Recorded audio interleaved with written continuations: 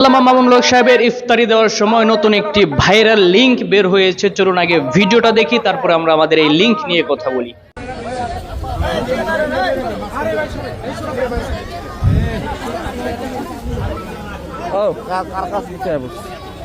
মাশাআল্লাহ,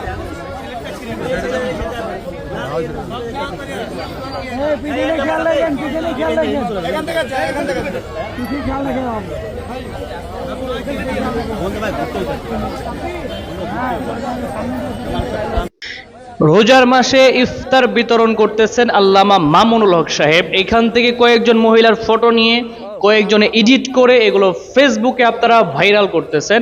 আমার নজরে আসার পরে আমি ভাবলাম যে এটা নিয়ে অবশ্যই আপনাদের সাথে কথা বলা প্রয়োজন। অনেকেই দেখলাম নিচে কমেন্ট বক্সে কমেন্ট করতেছেন যে মামুনুল হক সাহেব পর্দা মেনটেন করেন নাই, মামুনুল হক এই মহিলাদের সামনে কিভাবে দাঁড়ালেন।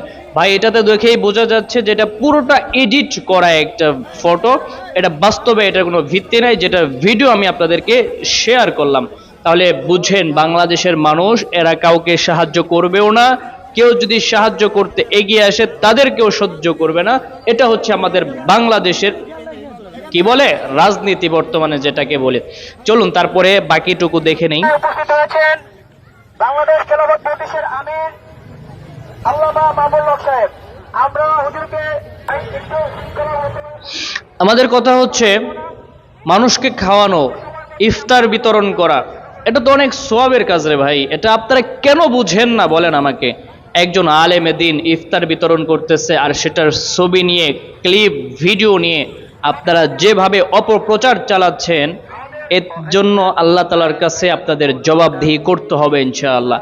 আল্লাহ তাআলার সামনে আপনাদেরকে দাঁড়াতে হবে। ভাই, রোজার মাসে এগুলোর থেকে একটু নিজেকে সরিয়ে রাখেন, বিরত রাখেন। আল্লাহ পাক রব্বুল আলামিন আমাদের সবাইকে বোঝার তৌফিক দান করেন।